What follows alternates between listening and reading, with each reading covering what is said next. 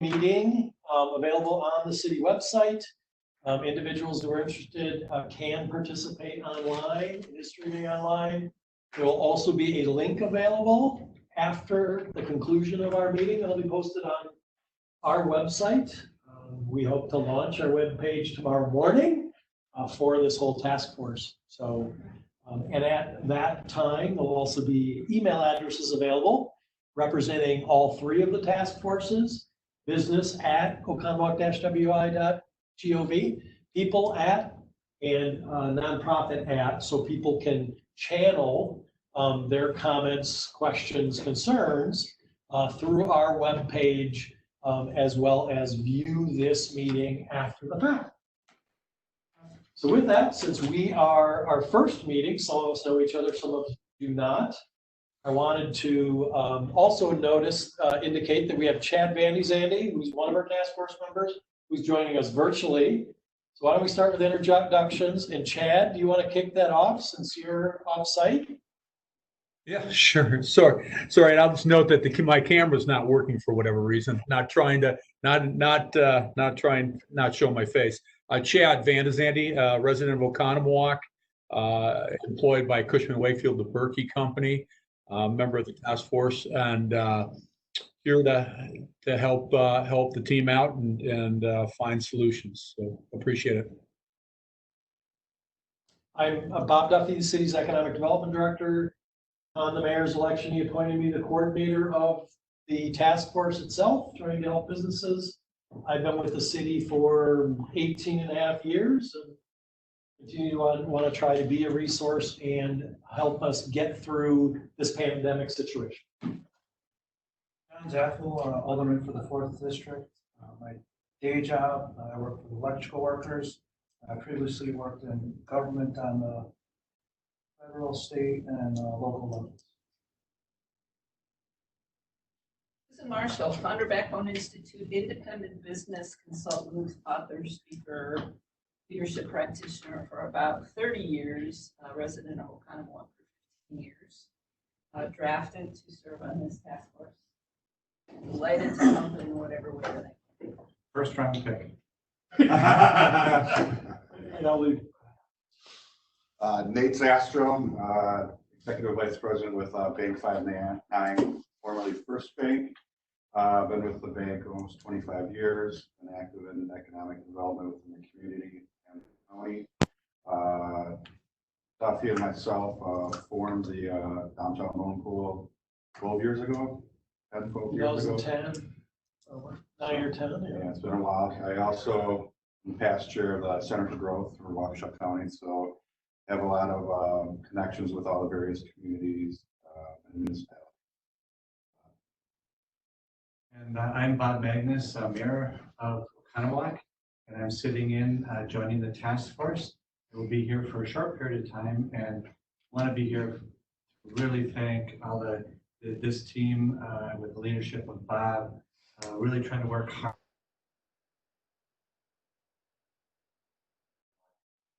Thank you all very much from city staff and from residents standpoint. We appreciate it. Thank you all for being here. So I'll move right on to item 3, discussion on the available data. Again, we have set up, maybe you, Nate, but everybody else should be on Teams. I know Chad is. I'm actually using that as a document repository. So some things are out there because I don't want to inundate you with reams of paper here. How was it with that? No, it was Teams, but you weren't sure with your IT guy. We'll work on it. So Susan was the one I was worried about. We got her in. She's got a Mac, so she's in. We even did the video thing. It was great. So it works. But I'm using that as a repository. I had shared with you previously a survey the city of Oconomowoc did in early April. So right as this thing kicked off, we did do a survey. Some of the things that were obviously the businesses are concerned. Businesses are concerned related to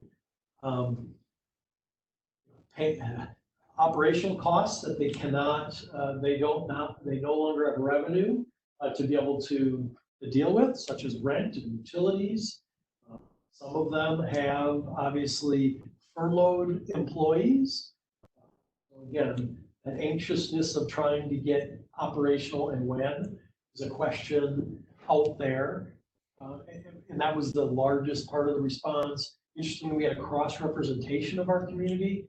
We had about 100, Oconomowoc, the city of Oconomowoc has about just under 600 businesses.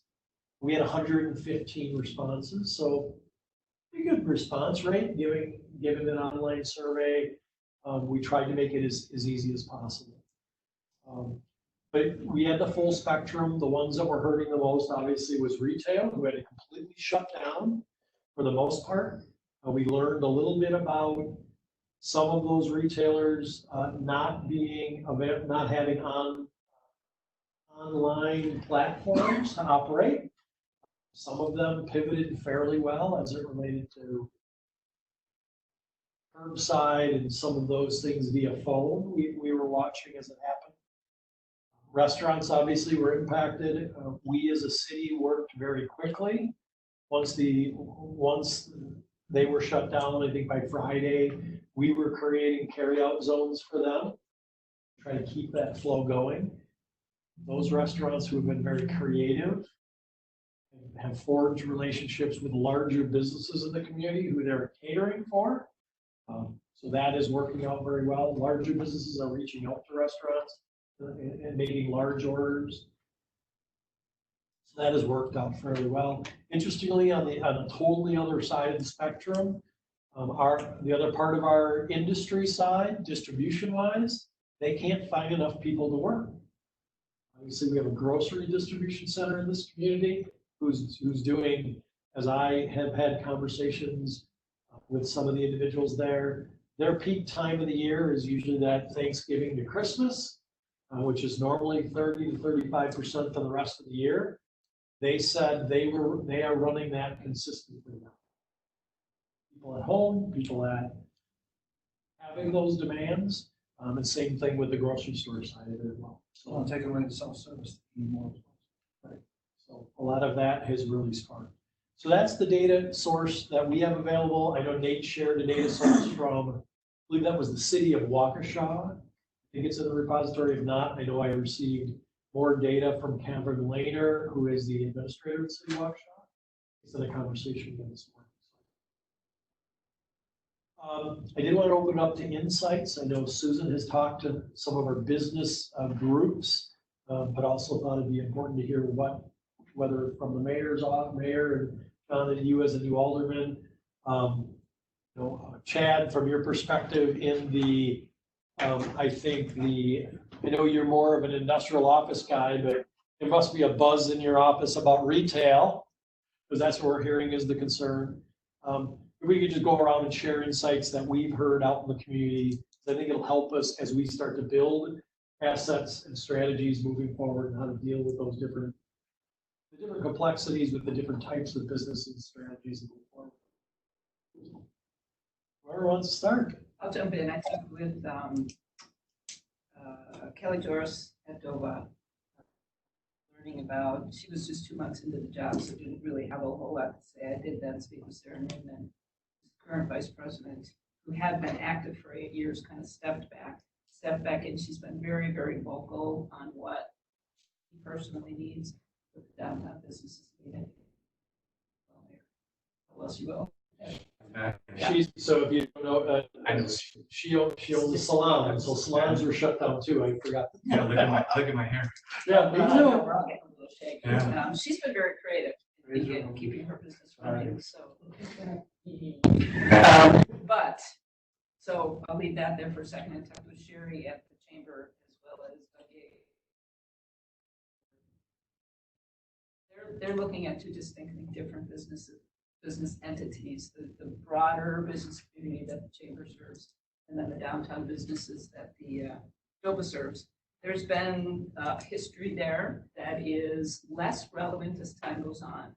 People are so new to both of those entities. They're saying, hey, you know what? Whatever was in the past is in the past. Let's move forward. Let's talk about what we do together. There is some common sense that one entity would make sense, particularly as the events downtown have grown really to festivals. Sarah pointed to Madison Festivals. I did share the link in my notes, madisonfestivals.com, I think, as a model that we might want to take a look at to join all of the business communities in one governing entity, separate divisions perhaps running the various events. All that I spoke with are very open to whatever we are interested in.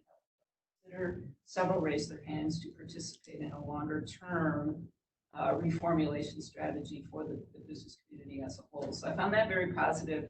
There are definitely pain points downtown.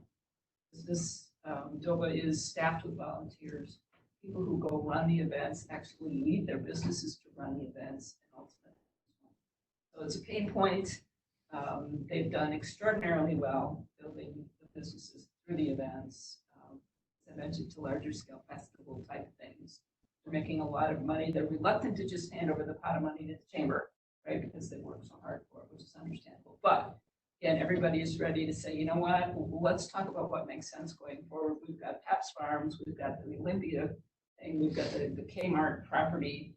So let's everybody get together and talk about how we mutually benefit from development going forward. So I found that very, very positive. Chamber is going to be calling their members one-on-one. They have not yet done that. They've got 7 different task forces working on this whole business development thing as well. One of my questions was, what are you doing that we don't need to replicate? And right now they're saying, not sure. We don't know yet, but thanks for asking. Let's keep talking. Very, very positive. And thank you for sharing that, because the people I've talked to also are struggling where they've laid off their workers and they actually qualify and have received PPP funding. Yes. But when you actually look at the mechanics of that, the employees don't want to come back to work because they're in a pretty nice spot. Some of them even making more money. And then if the local business owner is not able to get the true forgiveness, then that could put them even in a worse position. So there are a lot of different ways to look at that. But those are some things that I've heard, and I'm very encouraged, and thank you. I think there's a lot of opportunities for those two groups to come and do things together. And I can tell you the mayor's office is 100% supportive, trying to support you guys in your task force. Good. Bob, kind of building off your last comment on the liabilities out there, what I'm hearing from a real estate perspective is really a couple things. One, it's not only the restaurant people and the retail people or the industrial manufacturers out there, a safety issue of bringing people back. It's also a legal and liability issue right now.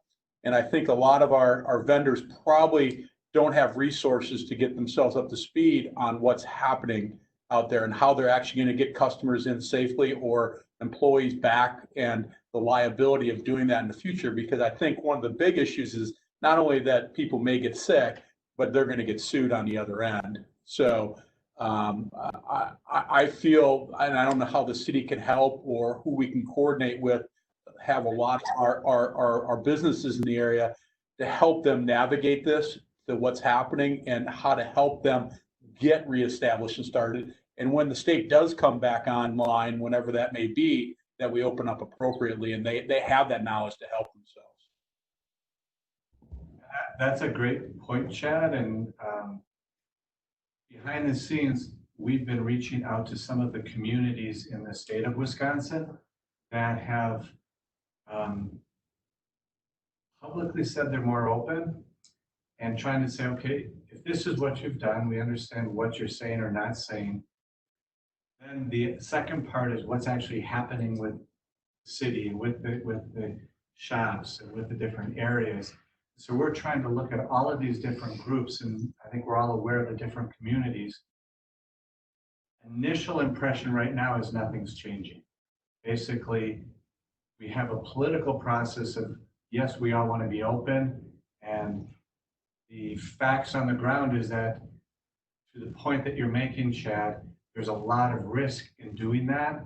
And so that would be a great thing. It could be a great resource for all of our businesses if we could help get them into a direction. And so I'll let someone else talk. Maybe there's some other ideas on that topic. We've been, from a baking standpoint, we've been getting, 20 blasts. Be all different associations, and there's law groups now that are starting to do webinars on higher. Until we really know what the rules are. Yeah. But from a business standpoint, I think, obviously, all heard this. The longer this goes on, cut down the more business, small business.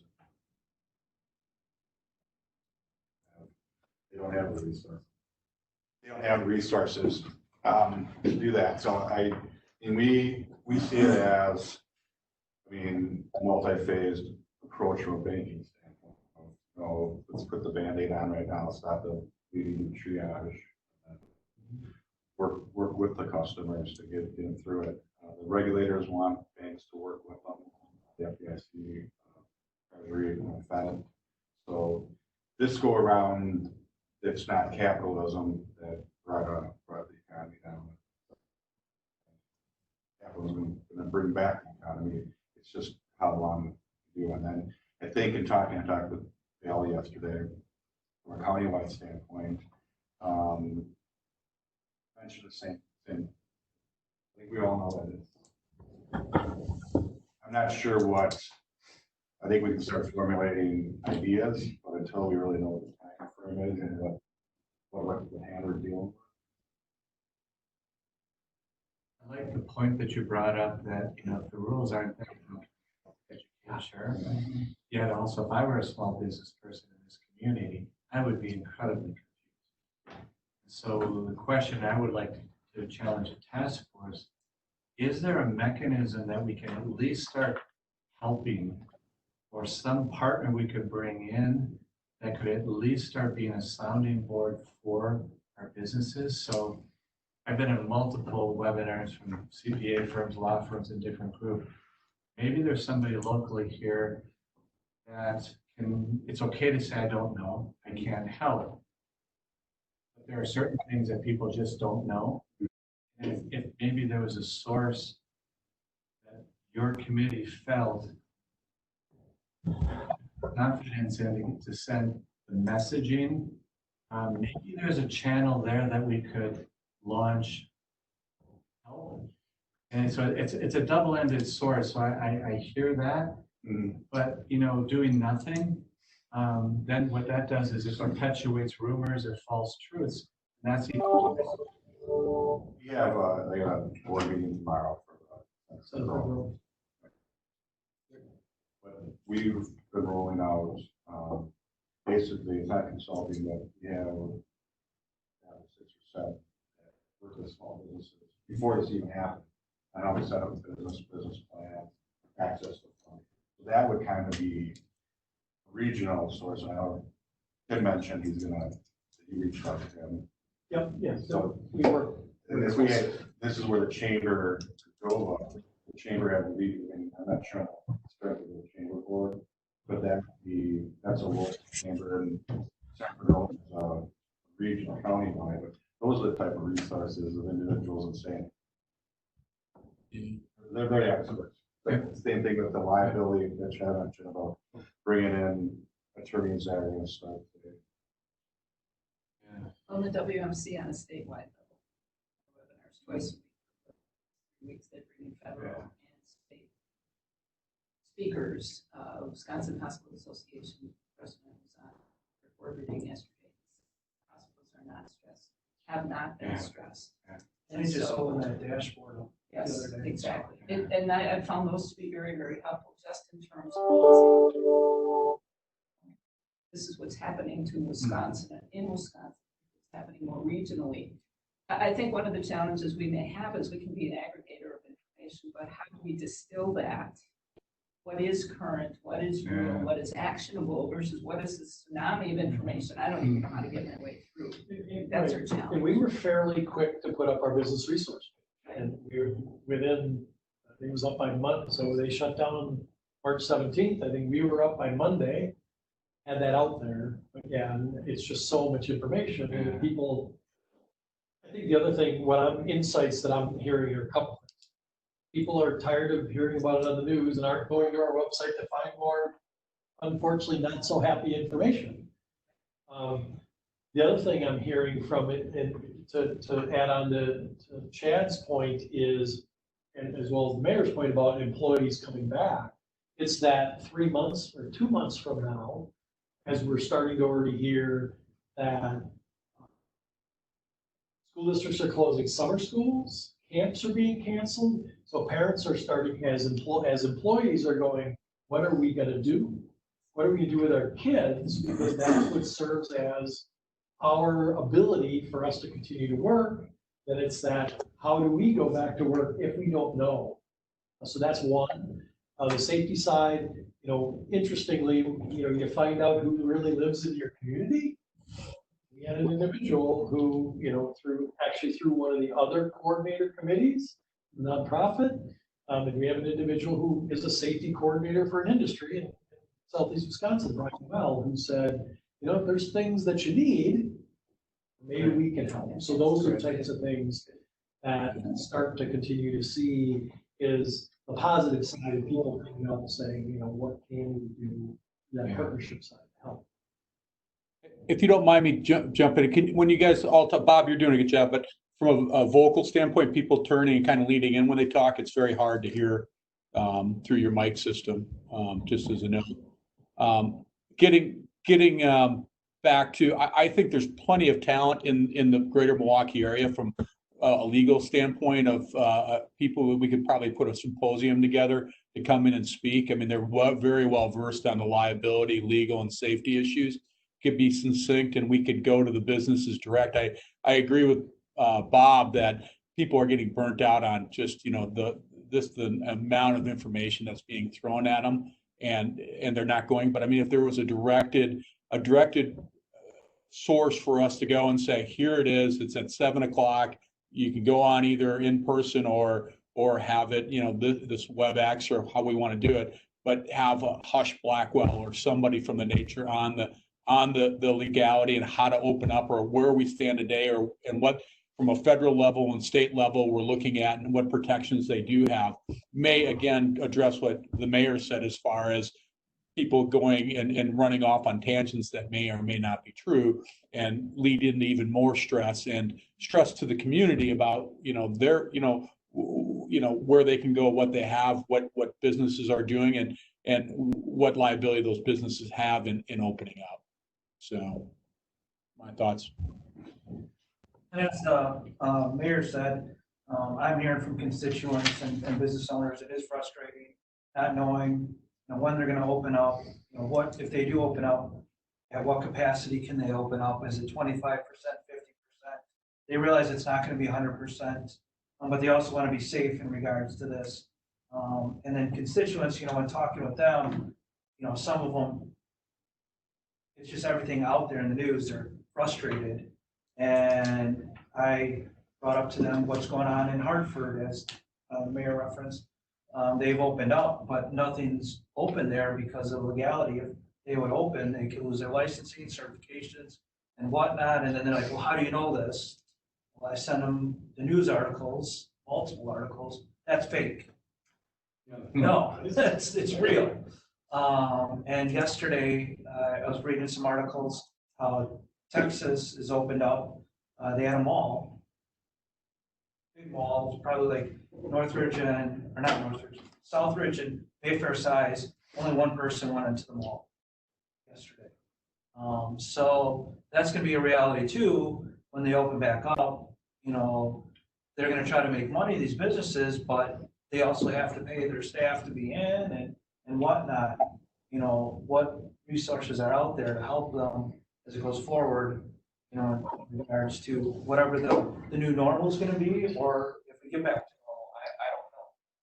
The only thing I had that's interesting, the whole Hartford model, we as a community have not opened up, but I can tell you from a city operational standpoint, there are true impacts. Businesses are creative. Our police department have had to break up congregations of people on the village green And our staff has had to come in on Friday, Saturday, and Sunday to empty garbage cans on the boardwalk. Because now that all food is carry at curb, they're grabbing their food, they're going to the boardwalk, they're having their meal, and then they're putting in our garbage cans, and then we gotta empty them every day. So, I mean, that's just a resultant impact, because when it's 70 degrees in this community, everybody wants to get out. And I've studied a lot of the different policies in the different state, you know, just because of my work, the construction. We are, you know, we're able to be deemed essential, you know, in the construction industry. You know, Minnesota, Michigan, Pennsylvania, you know, those are not essential, and they're just starting to get back and opened up. You know, a lot of the policies here are pretty liberal compared to other states. And I get the political aspect too, but we got to get beyond that political aspect and realize, you know, we're in this together, we're a community, you know, let's just move forward. And, you know, whatever way we can help each other, let's help each other. I think the event that's been going on the past couple of days over at the firehouse has been great. There's a good article I thought in the Enterprise today. I would love to see if we could get, you know, other media there. I've personally pitched a couple folks. But if there's any of those other kind of feel goods, it's great. You know, I know some of the businesses here, like where Nate's at, you know, with the food there, that was a huge hit right there. You know, if there's other stories that we're able to tell, you know, maybe that can help morale. And I realize some people want to remain anonymous, but sometimes, you know, you got to toot your own horn and take credit when credit's due. Well, that's a good point. And maybe it's addressing, you know, inevitably the state is going to open up and preparing for that opening up from what can a city do, and just things as making people feel as safe as they possibly can, both merchants, but the people who come back out. And Bob, I know you said, you know, you got garbage and everything else, and it sounds like you guys are dealing with that. But what about as a city having, you know, people walking around with sanitizers, you know, have masks available for people to come to our community? What about having the Village Green, having tables that are appropriately spaced out there, so the restaurants, if people are weird about going into a restaurant when we reopen, that the restaurants can deliver out to the tables. It'll be, you know, you'll be able to regulate that and giving people a place to go that's open air, that's separated. The restaurants can still do that. What can we do as a city to prepare for this, to get people from the outside and in within our community to say, hey, it's a safe, these people are taking precautions, they're helping the merchants, they're helping us, and making people feel all right about being here to the extent that's safe. Like Merle Norman, Beth's a neighbor of mine, and she was telling me she's got tons of sanitizer there. So I don't know if there's ways of other businesses here, you know, just letting people know, you know, or if there's PPE, say at Fleet Farm or Ace or True or whatnot, you know, come get a mask here or hand sanitizer, or hey, there's a bunch of wipes here or whatever. I'm granted they're probably going to be gone within 5 minutes, but you know, And the games begin. yeah. But just helping promote our businesses when they have something. I would even go as far as having ambassadors on the streets, you know, talking to people and handing it out, and again, reminding not to congregate in too big of groups, but making them feel welcome. And I know there's costs to that. Maybe there's volunteers to that, but again, showing that we're very proactive and making people feel as safe as they can and protecting, you know, the merchants and everybody else also. That's a really good point, and I'd like to kind of dovetail on that, or jump on it too. The polls, when we ran the election here, they were run so well. As soon as the voter was done, there was somebody there sanitizing booth, and just that perception is that people are caring for me, they're on this, I'm here, I'm okay. So Chad, I agree with you wholeheartedly. Love that. And with the seating, I think the challenge becomes the vagueness of what constitutes a gathering. And I know, you know, from the cities, again, we have internal conversations too, and that seating piece has come up. Interestingly, we had a resident come forward and say, well, if we're really not using the parking lots to the greatest demand, why don't we put pay tables in them? Oh, it's been interesting ideas, as well as the village green, and then the question became, well, do we need then people or volunteers to sanitize them each time somebody gets up? Because that is technically what would be required in a public setting. So, you know, it's being monitored and it's the challenge of, is there, I don't believe the city has liability, but that's the question. Maybe there's a phased approach where we could try a couple little things. Gathering volunteers we can do. Getting the pieces together. Need 6-foot dog. That's a good point. Say Oconomowoc or Oconomowoc. Right. Yeah. Because the challenge isn't the concept, the challenge are people. It's gonna be, not gonna be. And we live in a bubble, it's not bad here, but compared to the rest of the country, Put all the rules in place. Right. it's still gonna be a challenge. 3 days into it, people are comfortable with it, and small business owners or scrappers, they can survive.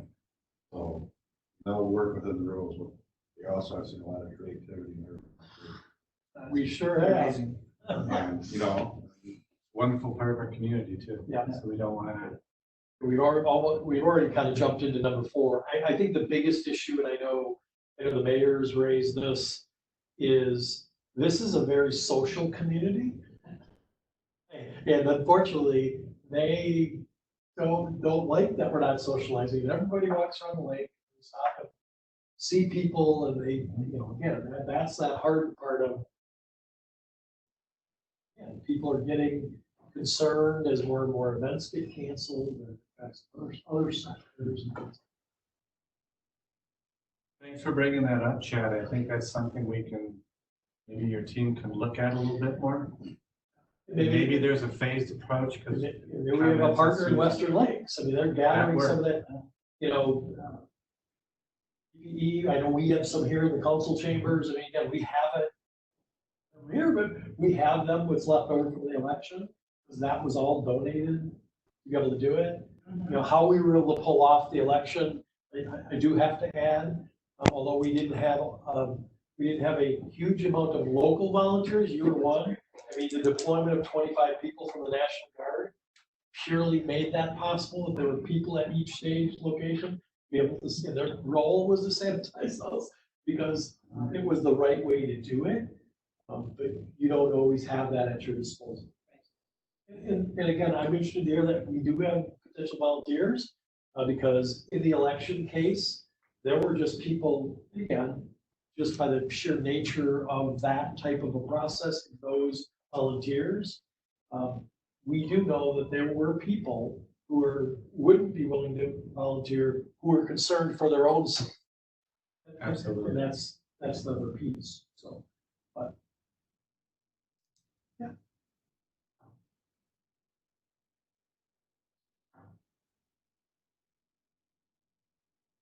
one size fits all. Yeah. Well, we came away with, you know, like you said, we can jump around a little bit too, because, you know, obviously, we know people who are stay in place, there's the physical impacts, you have, you know, I've heard everything. Interestingly, I've learned a lot in this process. I've learned a lot from the people side and a little bit from the nonprofit. You know, the physical and the social, we have students now who are having social issues, separation from friends, you know, obviously conflicts with family members because they're in the same house for extended periods and they can't, and their parents are doing what the right thing and saying, no, you can't go run around outside. So it's creating a physical, social piece. And, you know, when you talk to the principal in high school, he's like, it's interesting because, you know, the kids who are, those kids who are used to the structure aren't always doing as well as they did when they were going to class. They're the kids who were less interested in structure, who can go, hey, I can wake up at 10, do all my homework between 10 and noon, and I can do what I want to do. They're actually excelling. It's kind of an interesting little dynamic that's going on there. And I would assume that employees and businesses are the same type of thing. Thanks for letting me sit in on your meeting. I'm going to have to step away for another meeting. And thank you guys. I'm looking forward to as you get to know me better, I would like action items. Doesn't mean they have to be detailed, but it's just something that's in the queue. And really appreciate that. And I'd rather do less things, but have them be really effective than spread ourselves too thin and not do things that are gonna have an impact on it. Thank you all very much. So the other thing, and again, feel free to share, I mean, you know, those other impacts we're having, obviously, we've talked about a whole bunch of them, the financial businesses. You know, obviously, I just shared things from the schools that we're hearing. You know, Chad, you shared the things about people, employees' concerns about coming back. Those fears, I think, are real, and how we continue to address them. This is the way we see, because we've been essential, we've been in our lobbies, but we've operated, we went remotely, we still have people coming in, so being essential and going to other businesses and having, there's a group of individuals that have been out and about for the last 2 months. So it's just, it's gonna be an easy enough process, you know, like personally, it's about personal choices, people wanting to go to a certain business and certain business owners and say, hey, we're fine having people come in, or by the book. I think our biggest role is the economic assistance and connecting with the right resources. Because ultimately, these small businesses comes on the top line revenue. If they can't generate top line revenues, it's, you know, people are not trying to. Well, and to that point, Nate, I heard from a number that PPP is going to people who don't necessarily need it and the people who really do, unless they can call you and say, hey, Nate, help me with this. I know Sarah filled my ear full of that. She's received no aid. Yeah, so she's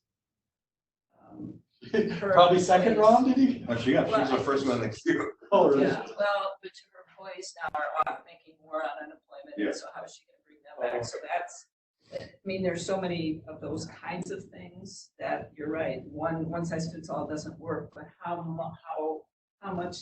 dispersed can we be in helping? And businesses like Sarah's, they're gonna, you know, the hours, they might have to be creative to stay open longer if they can legally, change their hours, you know, to catch up, you know, in regards to the backlog. You know, one thing I think maybe we should look at is some kind of webinar in regards to the legal standpoint. Maybe that being one of our major action items. But there are no laws.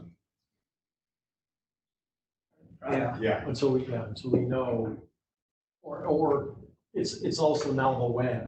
Yeah. When does phase 1 start? When does phase 2 start? And We had, you know, we've been very fortunate because we've asked the right question. Western Lake's a good example. Mhm. I reached out to them 2 weeks ago and said, okay, when I read the Badger Bounce Plan, it talks about 25%, you know, it's all based on square footage. And I said, so you got all that information in your commercial stuff? Well, not readily available. Well, it'd be nice to understand. But what it did from that perspective, that question being asked, they already have a document that they're ready to distribute to businesses that says, you're 1,000 square foot building, you can have an employee and X number of people that are based on square footage. Because that's the education piece that the businesses have no idea. Proactive. We don't know what our square footage is, let alone, can I have 4 people in here or can I have 3 people? You know, so again, trying to remediate that. We're fortunately that's being created now is one of those educated people in that process.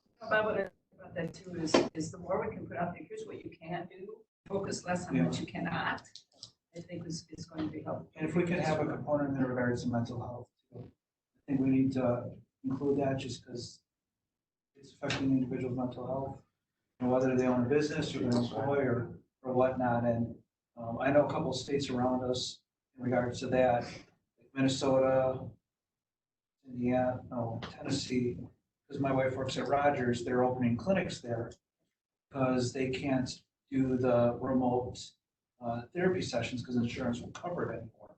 But they're still going to do the remote once they're in a room or in the clinic. You know, Joe's going to be in one room, you know, and the therapist is going to be in the other room via a monitor there. So I just think if we can include some mental health stuff or addiction and stuff like that. Yeah, so this is where we're starting to see those crossovers. So on the people side, nonprofit slash people side, or nonprofit side, we've specifically had Paul Miller from Rogers Yeah. on that, because we realize that that's gonna cross all three of these pillars in some form of So if fashion. there's information, when we send that information out, such as opening, so Yeah. addendum or attachment, I think we need to have that. If there's, whether, obviously we want to promote Rogers as much as possible, but if an individual doesn't have those resources, what resources are there from the county, the state, and whatnot in regards to mental health? We're kind of starting to get into assets and partners. So again, because I didn't know how we'd be able to do these types of things 2 weeks ago, I think it was, when I put together that, that's why I also brought them today. I'm using them to structure thoughts of who are those partners, who are those asset members, to ensure that we're sustainable in the future. Feel free, we don't have to do it today, but as you jot down some things, feel free to share that. I think that's an important piece. Again, we all come from a different perspective. And I know I put down Center for Growth and financial institutions, obviously. I know I shared in the video conference we had through Waukesha County, because as you watched, that's a question that'll likely come, or at least right, either before or after the election, it got emailed out. And I can't speak for the elected officials, but as a representative of the elected officials, when that question always gets raised, we need to also remember there's two sides. You have a business side. If you help the business side, there's always the other side of it, which is the constituent resident side, who says, well, you're helping this side. How are you helping me? And especially those who are now finding themselves unemployed or furloughed and dealing with some of the same issues and challenges. And we're a fairly small community with limited assets to be able to do those types of things. So I put that out there. Are there opportunities? Our opportunity is to look to partners. Right after a week after, I shared something with Nate about, can we create a working capital loan fund with financial institutions through CRA or some way to do that? That was a lot simpler than Yeah, I bet. Can I share that with Susan? we came up with that before.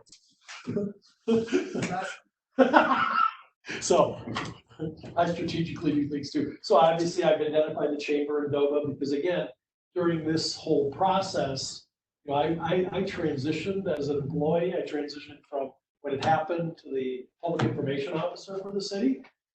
Then I transitioned to co-coordinator of consolidated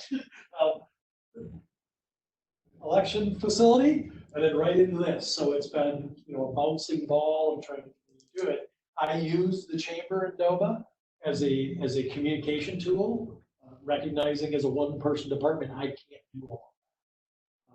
So again, forging some of those and trying to make sure that there's separate channels out there.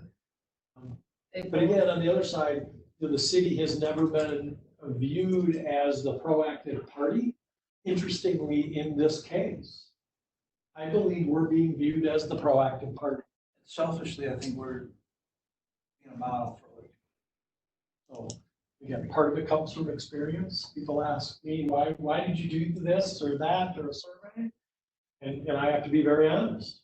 Being here when a church exploded in this community and I had no contact outside world other than I looked at some things, and I wasn't able to respond to the business community, and that's who they knew was me.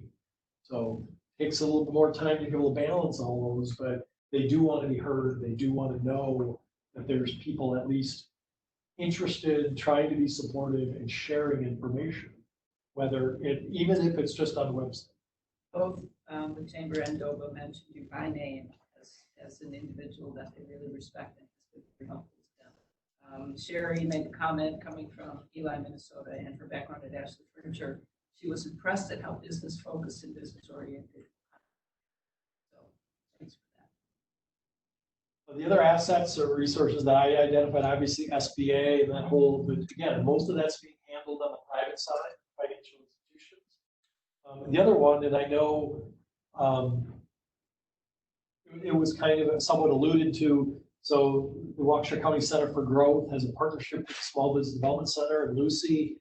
So I wrote down Small Business Development Center as well as, and I don't know, because our local SCORE representative is usually in Florida for a period of time. I don't know when they come back, but that's another one of, we need to be probably cognizant of, who that person is. Is there a representative? Can we do, a legal symposium webinar piece, but also that, how do we make available small business counseling services to these businesses who are going to be going through some things? And making strategic decisions of, how do we reopen or do we reopen? So again, I think that's that financial side of it that they can. I would add to that list, Kelly, very dialed into certainly the business community, but is also a lobbyist now.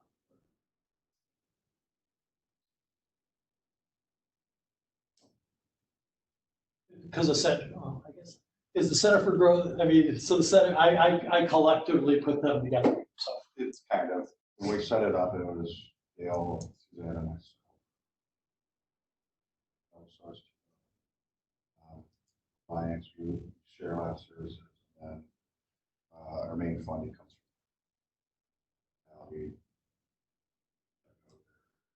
from their what's on an annual basis. Initially, the county was humming pretty good. It was more about information, who's got open space and employment. Now it's going to be more of walking through a tough time, downturn. How many cities are there now? I think we got 14 municipalities. Cool. There's a handful that aren't. But for the most part, everyone, three larger ones. and I do know that Tim Casey mentioned this morning in a call where he disseminated information to all of us, I think it was yesterday. And then he had a separate email to all of those that are not strategic partners that basically said, here's all the same information we're sharing with our strategic partners. We just want to make it available to you as Waukesha County communities. Hope you see value for that in the future. So again, they're opening the door themselves. Hopefully people see value in that and join into that whole consortium. That would be one where the city can promote the relationship, not try to recreate the wheel here locally, but go. That was the first conversation I had as one person was calling Tim and say, Tim, I can't be the one dealing with the SBA pieces of that. We were sending them right to Lucy with the SBDC, and they were that front line on our behalf. That worked very well, I think. Ultimately circled to both the financial institutions who shared that information as well for the Bankers Association, I guess. Here's the 5 things you need to get ready to say to them, because those that weren't ready definitely didn't make the first round. And if they didn't get ready after that, they missed out on the future rounds as well. Anything else on assets?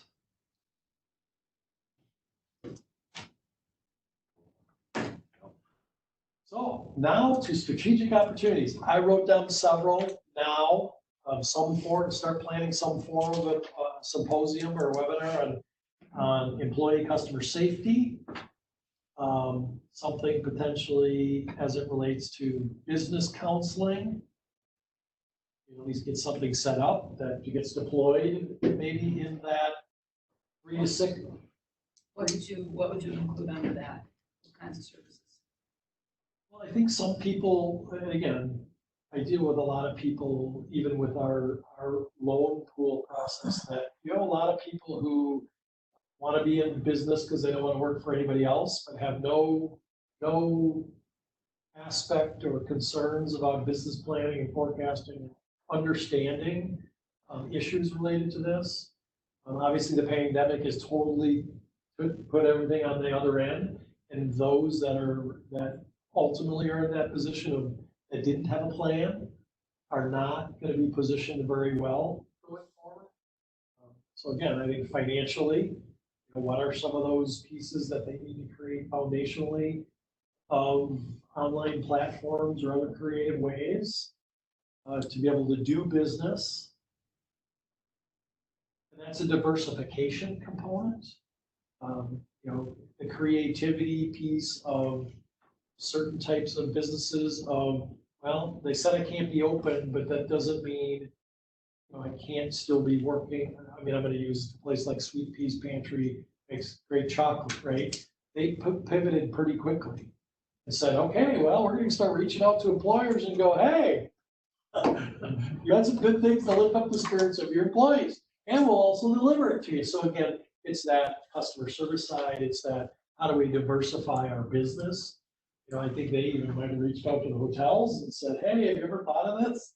So, and some of those business people are very creative, some of them may not have. You know, we don't always know that. You'll see, I mean, it'll probably be in 3 different sections. Really strong ones that have been open. You have the really weak ones that are gonna be like you had just said, they will need these resources, but they may be too far behind the and the ones in the middle, really, you get them up to the strong, provide the resources. I mean, again, small business owners are resilient. They're working on this right now. I called to mind Russ Roberts. Good point, good point. They said this could be the whole Center for Growth Board. Oh, he's on there too. Find it.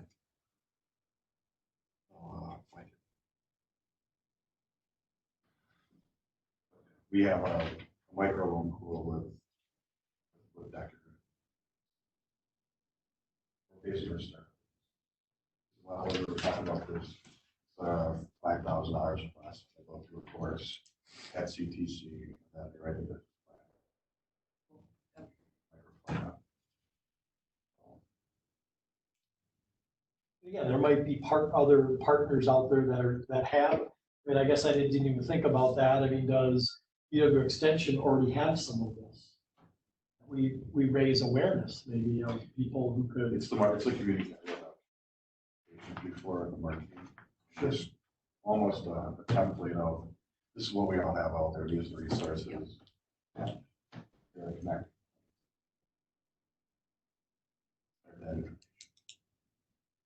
You know, and again, yes, that's absolutely true. What's the big library? And how do we help people pinpoint what it is they're looking for? That I think is going to be the harder thing. People are just, they're full up. Fire hose of information. I don't even know, you know, can I call you Nate? No, can I call you John? I think that's what people are looking for now. I'm overwhelmed and my lifeline. Well said it. My voice to be heard, but I don't think it would. You get a call today. I'll just start up a business. They just closed 2 loans downtown for, you know, making an investment in the building. It sounds like they've already got, I think his lease is signed out of it. Interestingly, we have a couple businesses that are positioning right now and waiting. You know, again, there's the unfortunate stories of ones that can't open, that were ready to. One that was open 2 weeks and one that couldn't open, but they're ready. All the way to, yeah, they've been working on their building for just about a year and they're like, we're just waiting for them to say we can open. So it's been an interesting thing. Some of the retailers, like I said, some of them have been very creative and some of them weren't positioned to do that. We have media partners. Obviously, our strongest newspaper is the Oconomowoc Enterprise. We try to reach out. I know John reached out to a couple in the Biz Times. This time, this journal, too. There's something, you know, they're salivating at the mouth in regards to Olympia. Yeah. Scrolling out. But, you know, Benson from 4 lives here, Terry Cedar from 12 lives here. Susan Kim's in Delafield. Got a relationship with a couple of the other reporters. It's just, they're all over the place right now in regards to things like, I've pitched Oconomowoc Response to Benson and You know, it's kind of like there's so much other stuff going on. But if there is stuff going on out there in the community, like the police or fire department for a birthday party, or, you know, business owner or something has something going on, if we get a video, send it to them, they'll put it on social. I know Western Lakes had Fox 6, you know, they were going out to the various nursing homes the other day and whatnot. It's just, everyone's doing the same thing here. And the article I just sent Bob is, you're gonna look at it like, this is all the stuff we've been doing, but nobody really knows about it. But, you know, Evan Frank's from Oconomowoc, from the Journal, you know, so. We don't see them. We don't see them, no. But, you know, somehow we can talk to them, but I know his biggest battle is dealing with the editors. Right.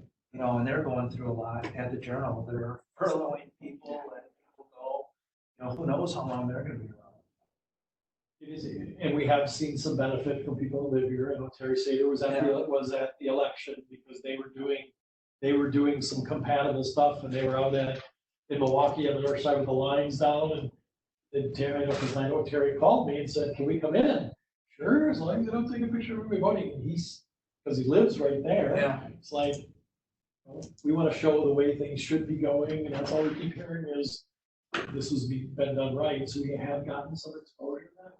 Maybe with sweet peas or something like that, you know, if we got some stories like that, you know, let these folks know, hey, you know, they've been creative in regards to this, or hey, you know, you might want to call so-and-so or whatnot. You know, we need to tell our story. Twofold, the media gets a story that, but in our business gets Yeah. attention. It's almost replicating all the articles that collaboration between us, the city and the local. Yeah. It's the same thing, just same type of. Yeah. So that was two. You said you had three. Opportunities to, you know, whatever, something to business counseling. Info sheet, maybe that Western Lakes says. Oh, yeah, but what people can do. Yeah, and obviously have a disclaimer on there, this could change. Right. Yeah. Don't go to the bathroom. Yeah.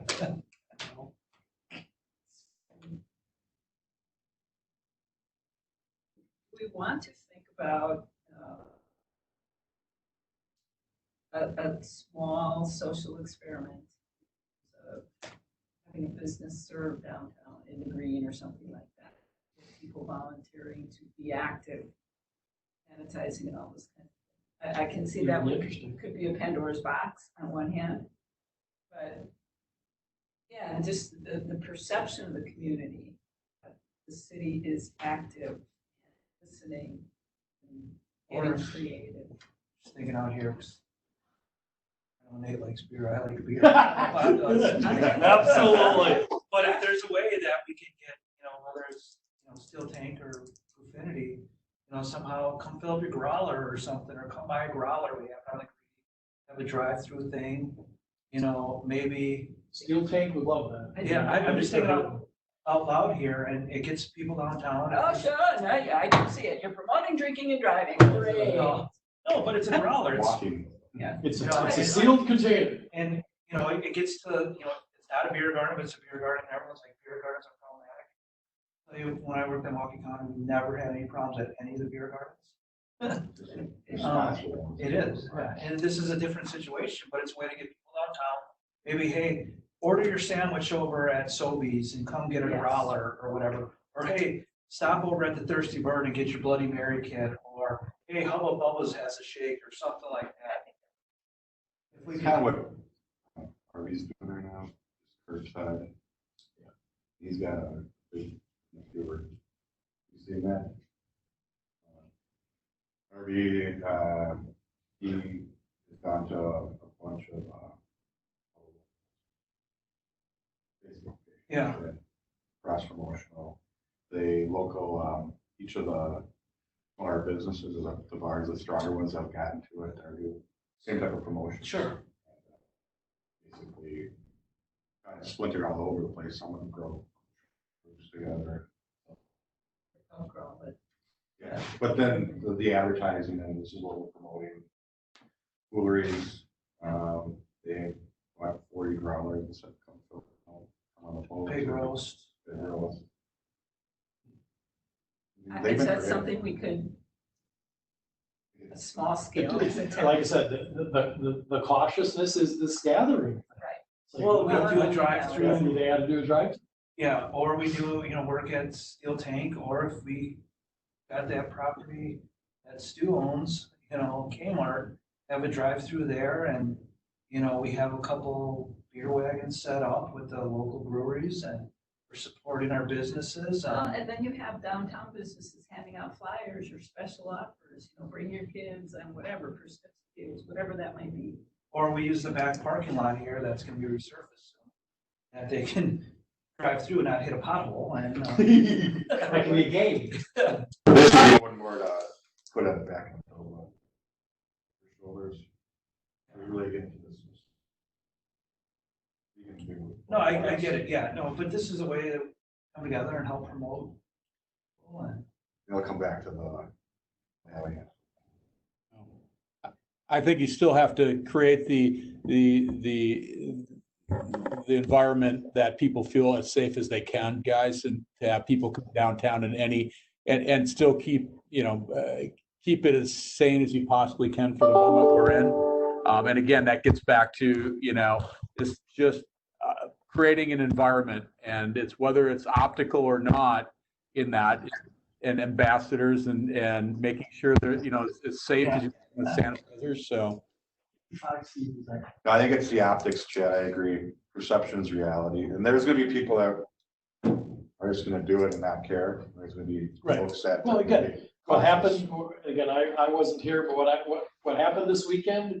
People were shocked. I mean, there were people just hanging out. I mean, I had heard numbers of 30, 40, 50 people individually congregating. They became known as the Oconomowoc Sip and Stroll. So they're selling enclosed containers. They're walking to the park. When I heard Lakers too, it was just packed. I'm like, Out on the sidewalk. so it's like, okay. And again, that's the balancing act, unfortunately, from the city's perspective, is with the order. Our police department is the one who is there to enforce it. So they had to bring it up a couple times and just so, and If again, we they're, set the parameters Yeah. and be responsible here, trying to help you, but it was just because several businesses were very creative in how they were dispensing, what they were allowed to do, following the rules, but people just weren't moving on. but aren't we kind of guiding to when we have when we break from the stay at home and the state of Wisconsin goes out? So you can't stop people from what they're doing right now, but once the order is not in effect anymore, that is then when we're attracting people back downtown, right? So you're about that little part about, we still have to, that the ambassador thing or something comes in where you remind people to, keep distances, but you're not in a city trying to, where we have a state in order where people aren't supposed to be gathering, right? This is, I think, planning for when we do open up from a state level, right? And then you have those things in order. So then again, the perception is Oconomowoc's doing everything we can to keep everybody safe, giving that confidence for people to bring their families downtown, not only the ones that are always going to come downtown because they like to go to the Thirsty Bird or they go to Vino or whatever they're doing. These are all the other people that those restaurants and shops need to have orderly into their stores, right? Right. You can't protect yourself from what happened last weekend, except for with the police force, because legally you got to enforce, right? Or at least you think to. But I'm thinking, May 26th or whatever that date comes to, where the city has to be prepared to market itself to the world, because we'd all like to keep everybody distanced and safe, but the reality is our people, our industries, and have to have some way of getting people and that perception of getting them back downtown to do what they do in a safe fashion. So In the 3 to 6 months, I can share with you, because we actually had to put a bunch of things on hold, because I'm also the tourism director. We actually did videos last year, so we have things, they're actually on our visitoconomowoc.com website. And we had signed an agreement with Discover Wisconsin, not for them to do the show, but we dug deeper to find out how do we disseminate those through an effective organization that people follow. And they were a huge platform. So what we did is, 3 days before this whole shutdown, we signed an agreement that said, you will be promoting on your social media channels and through your email list, our videos about shopping, dining, and events in downtown Oconomowoc. Right after it happened, we said we had to make the phone call and said, I know the bill's paid. We can't be sending a message, you can come shopping, dining in Oconomowoc until after this is all over. And that's a good point, because we are very well positioned to be able to turn that light switch on, and if they get blasted out there, and a lot of people show up. I like that ambassador program piece. So.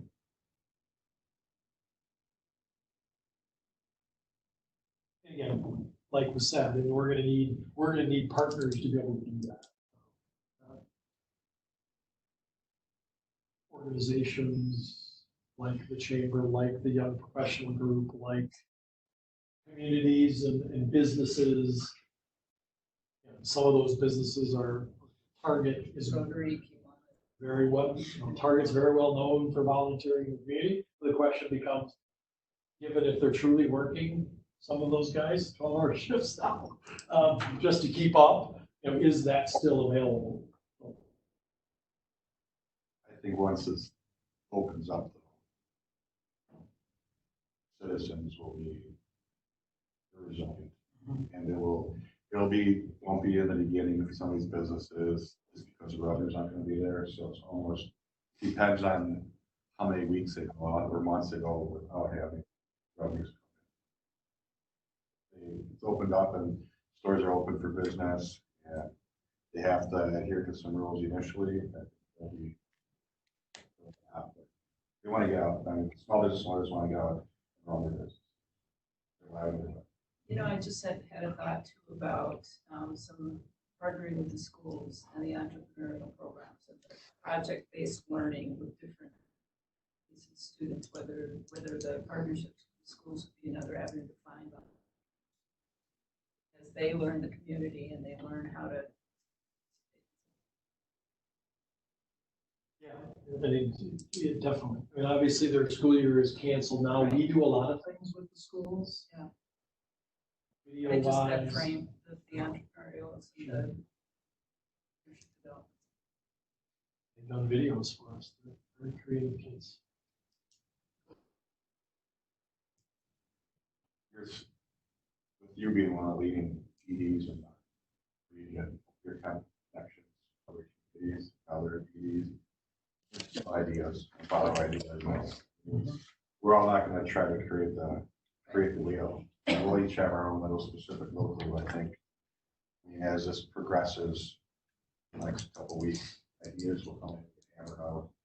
I'm like, okay, I like your idea, this one will. The other thing I see on the horizon, especially that 3 to 6 is, so maybe John obviously knows. So the mayor moved forward. Well, Nate knows too, I guess. You might even know, or maybe not. I don't know if you watched. You were out.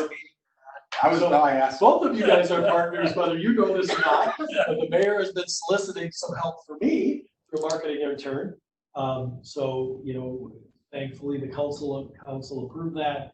But again, I'm of a certain age that I'm not all into this Snapchat, Instagram, and personally I stay out of it because of the nastiness that can occur. It's a tool. You It's just gotta know how to use it. Yeah, right. So, but again, don't hit the set. The power of that is incredible.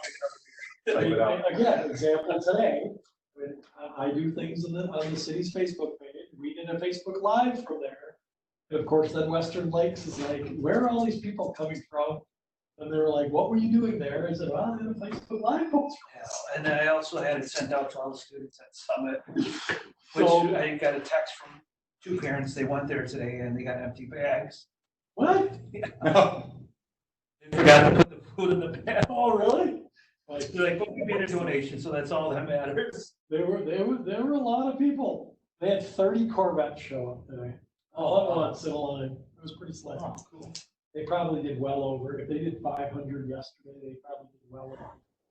700 meals. Wow. But yeah, that's a whole other piece of, and we try to do that from the city's perspective, not to steal others' thunder, but share stuff. Our Facebook page is a positive pointing view, and we get the people who poke at you there. We try to tamper that down the best we can, and we do. I mean, we just try to do what we can in that channel, only positive. So some of it is, we don't think about going out to them, or others don't come to look at our page to go share. I think that's a relationship piece that we need to continue to start doing. We'll share some. Because that's where I think the business community gets benefit, the events get benefit, as we start to cross all of those lines. Once you get that help, that'll be awesome. The experience, people experiencing what they do in this community, that's why they move here. We've got great resources in regards to, getting the right people here, because there's a lot of great students that are in college, whether they're at Madison, Whitewater, either one, which are three fantastic schools. They posted it today, so we'll see there. I know. Anything else? 12 months? Well, think that far? Let's get through the first. Yeah, I think the 12 months is looking at the structure. Whether that's a consolidated into different divisions. Because there's so much development that's going to happen outside of that. And again, just to give you some awareness of how that, I've been here that long. So it's neat how that all happened. And the city was somewhat proactive in the early 2000s. We established the downtown plan, we stuck to the plan, and part of that, I can share with you that poster plan. Our last project is the parking lot, and we will have completely implemented a plan, which is not something most communities do. So it's been incredible that the council and each mayor has been supportive of continuing to move those, although incrementally. The interesting part about it was that public-private partnership piece, and then that was at a time when the chamber went through some changes, new people, they wanted to concentrate on business education, and anything to remember really kind of pivoted away from that potential member mentality. It was, how is doing a downtown event benefiting our general membership, where the majority of our members are not downtown, and the small businesses are the ones that don't have the financial resources to join everything. They were doing those events, they were running through challenges of finding volunteers. But unfortunately, at probably one of the worst times in our history, they started to divest all of that stuff. So each community organization got a parade, which those were, again, historically handled by the chamber. The gallery nights went away, the street dance went away. The only thing they kept was, and so back then, where the streets were torn up, no activity was happening downtown, that's when the loan pool started. But as we came out of it and the road was reconstructed, some people came together and they created a downtown business. It was called something else before. Kind of a downtown business. It wasn't called association, it was something else. And then they just started with serendipity markets, and then it started with bringing back gallery night and all those. And they become very, very successful. The beer gardens, that's who runs those. That's a true moneymaker for them. They do not want to give it up for anything.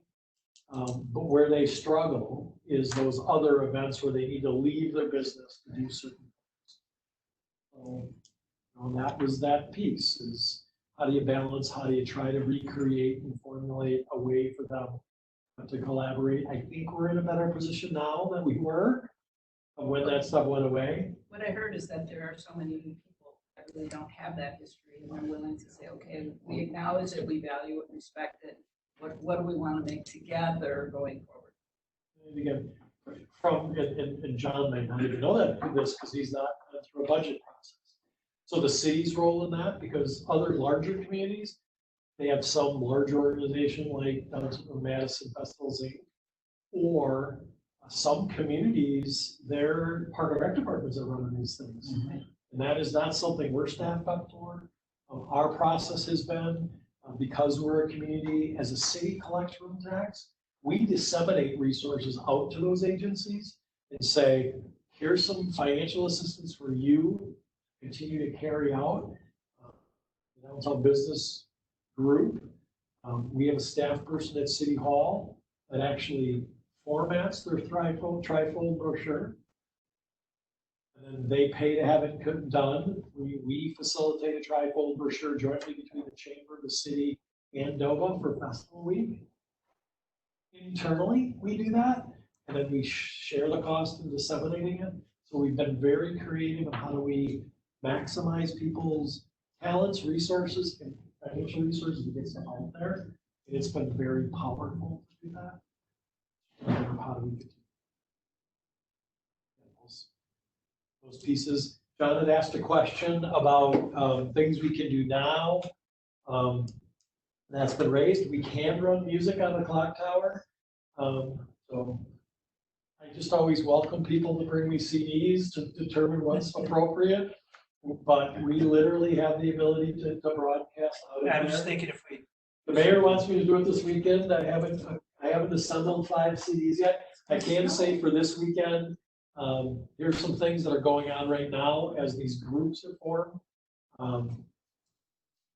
Alderman Kowalski reached out to the DFW, so all the American flags, the Avenue flags will be here Saturday morning, and those will be in place through Memorial Day week. So a visual impact. I reached out to Doba about their flags. They're going through some transition. I can talk to you about that, Susan. Just because they brought on an event coordinator, Kelly. They're not sure what's going with their events. So now they're trying to figure out what's all happening. So, those things. We'll work on some things with music out of City Hall. We're trying to talk to, we're having conversations with high school, recognizing those kids at the high school who may not potentially have a graduation. So we're working with them about, while the businesses have purple lights downtown, we've already got ours for the clock tower, so the clock tower will be purple. We just don't know how long. Our parks group is working with the school district about painting 400 stars on the village green representing the 400 students. We can't do names, but that's what it's going to symbolize, and a big social media push about what that's all about. So again, those types of things in the coming weeks, really to instill that hope and support throughout the community as we continue to move forward. So those are the little things we're trying to do. Just a matter of, and again, obviously, with each of those meals, those little the O's with the heart for kind of response were distributed in all those bags, trying to educate people what those are all about. We put the banner in Mays Garden Center yesterday. We will have banners with the new website in 2 locations. What's he gonna call Everybody knows the former Mays Garden Center. I can't announce who that person is that's moving in. Maybe you can. I them? Nope. But we do have a retailer. Isn't that interesting? In these times, we have a retailer taking up the majority of that space. We might have a second retailer, which is great for us. So we will have also banners at the roundabout in Forest Street on Friday, broadcasting the webpage for the task force. And then shortly thereafter, I think on Monday, they're going to be able to put it on. Again, we're trying to get more exposure to this group, and then it's just a matter of. is there any way we can get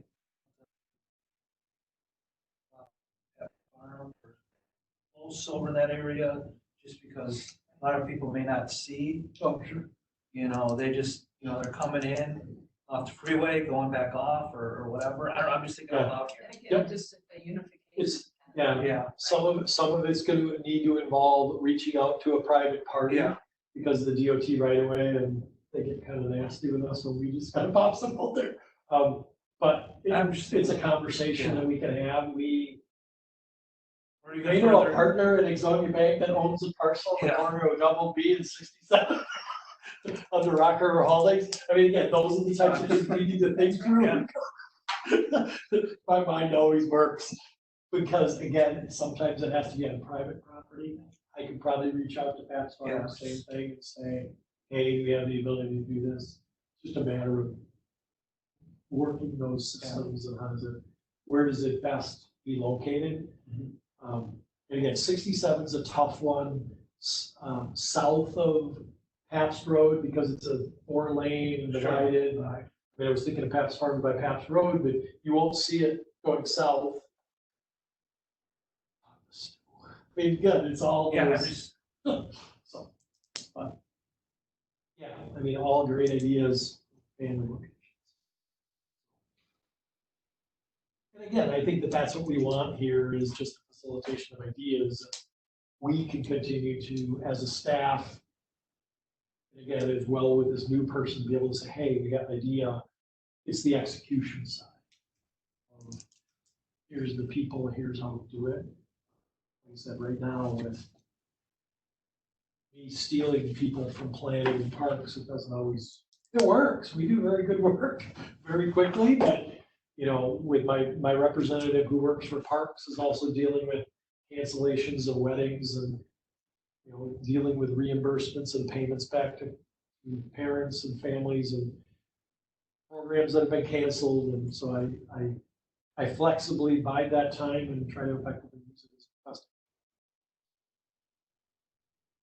Next steps, when do we think we want to get together again? I think I'll put some of these things in a formal piece. You know, maybe in the structure that I did here. And then, you know, we can even collectively, we can do things via email, because we're technically, other than John, he's an elected official. We are broadcasting these meetings in an effort to be transparent, because we do know people are interested. Nate must have a light bulb that just went on. No, I just got an email, mass email from County Alliance. The opening Waukesha County webinar, which I think we're talking about here. Huh. Nice. Okay, so is that Dale's a week from tomorrow? 14th.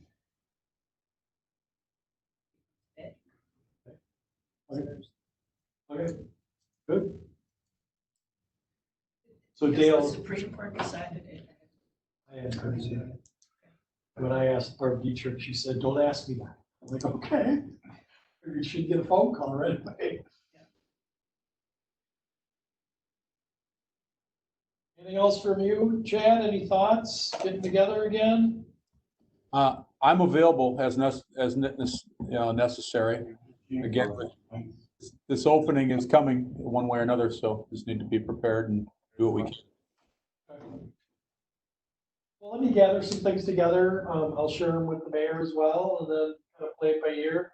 If you guys have more ideas, feel free to either put them in those forms and drop them into the team's files piece, or shoot them via email. And I'll, like I said, I'm going to continue to try to use that as my files repository in one place. Question, Bob, how will you prioritize what we want to do versus?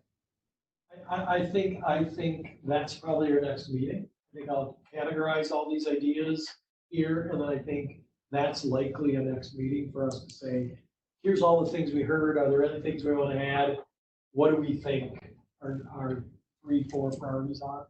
Knowing that some of these, we have a huge now list, and I'll take a look at some of those and go, you know, I can work on trying to do as much as I can about doing more with sharing positive stories and those types of things. Sharing the stuff as it relates to the fire district is what we can do now. Because again, we can physically do pushes from the city's website as well. So that's been a very effective way for us to do it. And I think once our web page is out there, we'll be able to push it from there, which will attract people to that point. How many people are on the? I'm just thinking, promote the social media channels if there's more on the email list. And Yeah. follow this or like this. Yeah, And as things come. we normally do is we'll post something on our website, we'll distribute to that list. And then we'll do a social media post a day later usually, and then direct them right back to the webpage. Some people don't want to subscribe to our website, but they do find it effective when we do it social media. Sure. The challenge we continually have is we don't always have a lot of people sharing stuff. Some of that's changing. We don't have the followers that Western Lakes does. We had that conversation today. Well, can you share more of our stuff? So it was very interesting when Western Lakes said to us today, well, geez, you guys shared it and all these people paid. I don't know if it was us. I mean, yeah, we did a live video, which captures everything. Yeah. We can do some other things, and we hold it very tight to our vest. We did it for the election when we dispensed out a robocall about elections, which unfortunately people in the village got it and the town got it. There were some upset people who didn't, who should realize that they live in the city, in the town and not the city, and should have ignored it.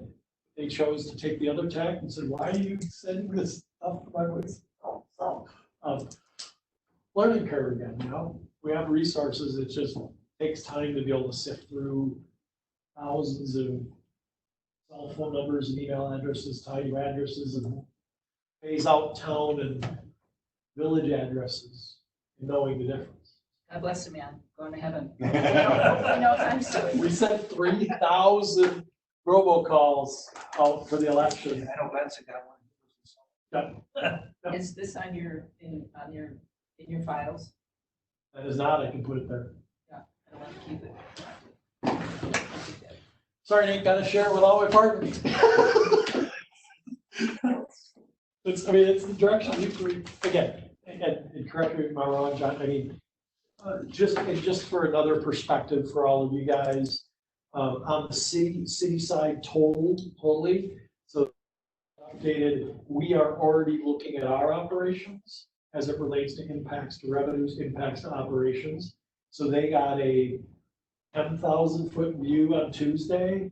We are going in on the 19th, when a bunch of questions to be answered. I'll be here till like 3 a.m. We will. So we will be doing a little deeper dive of where we know. Our finance director forecasted out there what are the watch points for us, and you know, interest revenue obviously for us as a big organization. Room tax is a biggie. So understanding how do we, you know, and we've done it before, because I managed that, is when Olympia closed, we had a budget in place. But we just only spent what we had coming in, and it's just understanding that. We have a reserve there, fortunately, that is captured only for tourism. What else? We're 5 of them. So we're watching 5 different areas of our. Most of our, I think Lori said, in excess of 70% of our revenues are safe. We hold on account. The other aid is already coming through, and most of that building still appears to be, is strong in our community. Year and a half, probably. Yeah, that's what we're anticipating. So, single family home, I came in this morning and Archie was issuing building permits, so it's happening. It might slow, I think.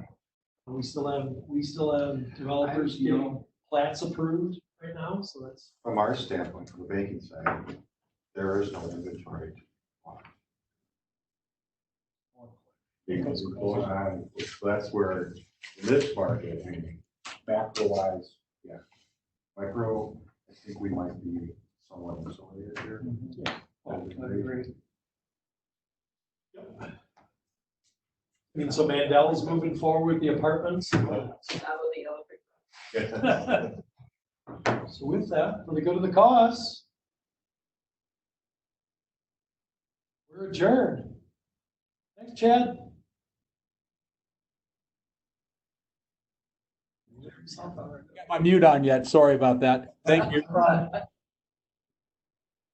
Thanks, Chad. All right, Bob. Let me know when the next meeting is. Appreciate it. I'll compile some stuff. that are considered notes. We have no minutes for these meetings, only notes. Just a perspective on our end, so that I can share in teams, right? So that's another reason why certain things we do, so. Thanks. See you, Chad. Okay, Ivan, you can turn off the recording. Yeah, thanks, guys.